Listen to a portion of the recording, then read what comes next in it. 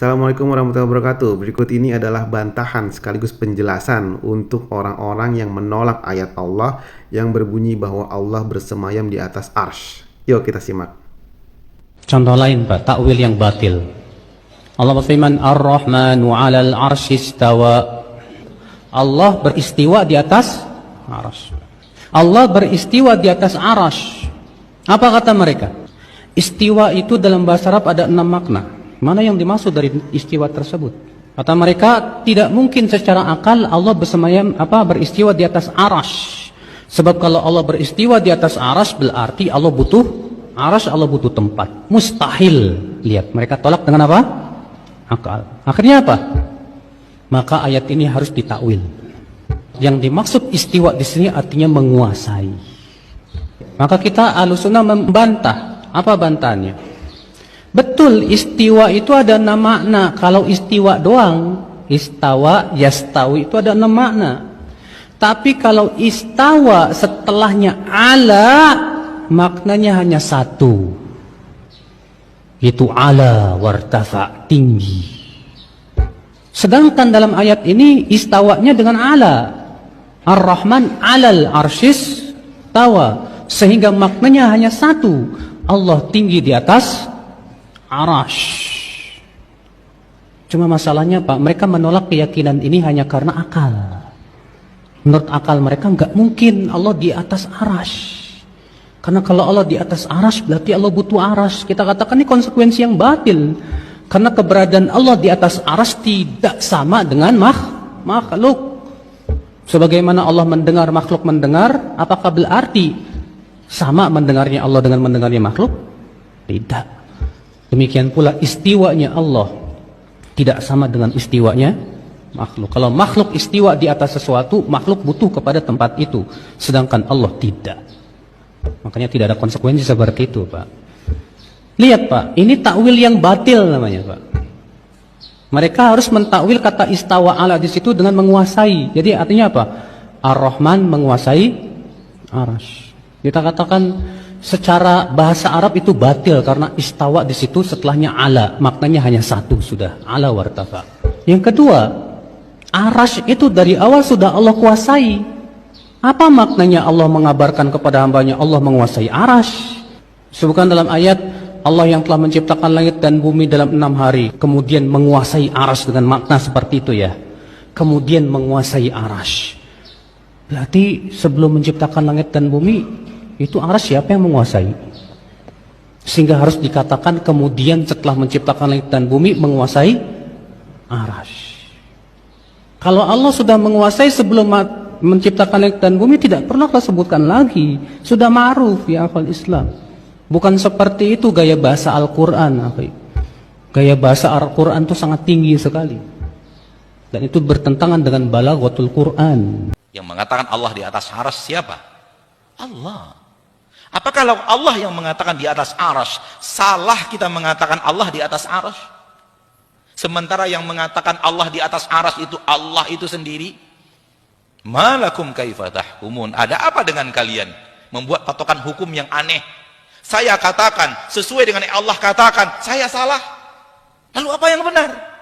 Kalau saya nanti ditanya oleh Allah di akhirat, kenapa engkau berkeyakinan aku di atas arsy? Seandainya itu yang Allah tanyakan nanti kepada saya di akhirat, saya akan menjawab karena engkau di dalam Al-Quran mengatakan engkau di atas arsy. Lalu apa jawabanmu wahai muslim? Ketika Allah nanti bertanya kepadamu, kenapa engkau tidak meyakini aku di atas arsy? Padahal aku telah katakan di dalam Al-Quran aku di atas arsy.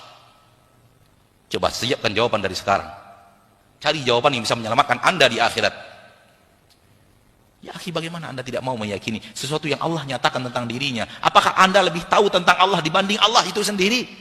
Bukankah Al-Quran Allah turunkan untuk pedoman?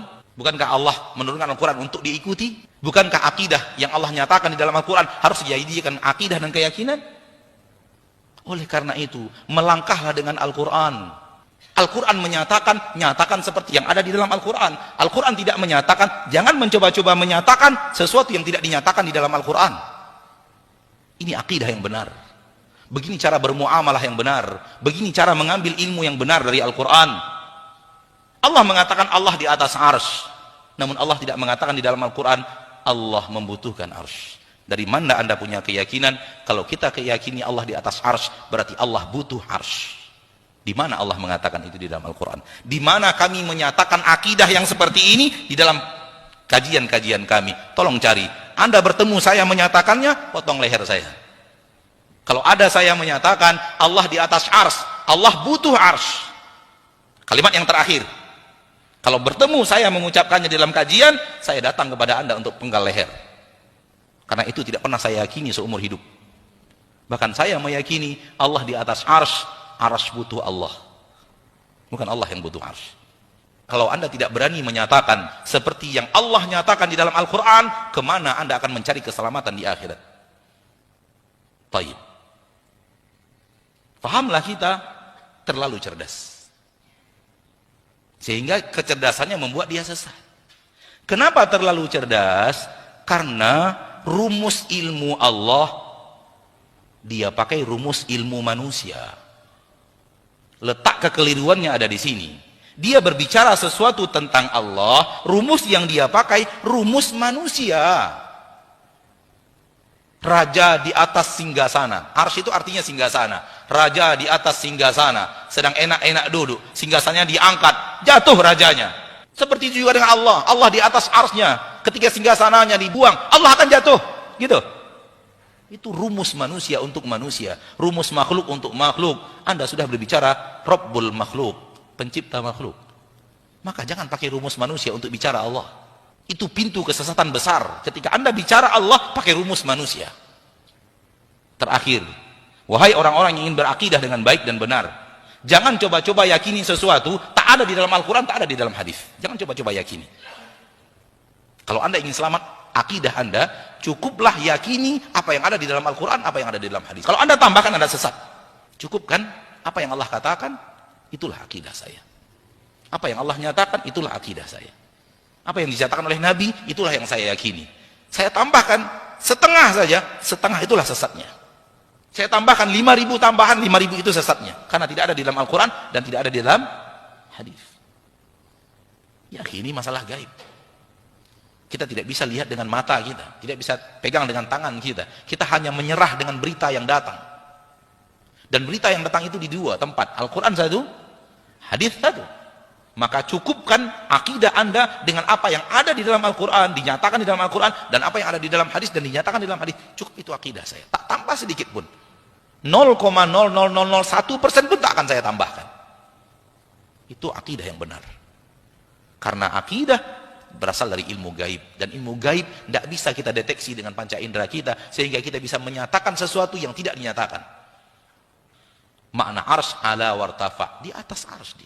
Nah, itu dia, jelas banget ya, sudah jelas banget, sudah terbantahkan dan juga sudah dijelaskan bagaimana kita harus berakidah dengan benar, yaitu sesuai dengan Al-Quran dan hadis, dan jangan coba-coba untuk membelokkan maknanya, karena emang itu Allah yang berkata dan kita harus cukup meyakini dan cukup mengimani. Semoga kita selalu berada di jalan yang lurus, jalannya Al-Quran dan hadis sesuai dengan pemahaman para salafus soleh. Semoga bermanfaat. Assalamualaikum warahmatullahi wabarakatuh.